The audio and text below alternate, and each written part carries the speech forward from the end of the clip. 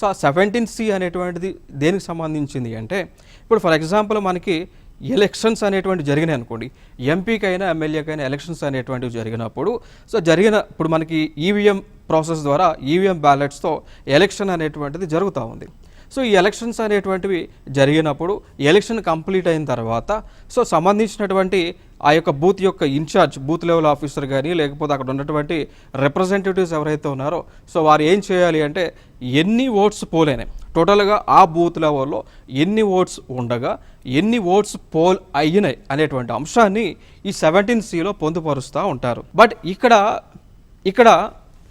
ఈ కేసు ద్వారా association for democratic reforms అనేటువంటి సంస్థ అభ్యర్థన ఏంటి అంటే, ఈ 17C ఫామ్లో ఏదైతే election commission of India booth level representative ఎవరైతే ఉన్నారో వారు 17Cలో డేటాని ఫిల్ చేస్తూ ఉన్నారో ఆ డేటాని వెంటనే ప్రజలకు తెలియచేయాలి, లేదా ఎలక్షన్ కమిషన్ ఆఫ్ ఇండియా వెబ్సైట్లో వెంటనే ఆ డేటాను పొందుపరచాలి అనేటువంటి అభ్యర్థనను కేసుని సుప్రీంకోర్టు ఆఫ్ ఇండియాలో వేయటం జరిగింది.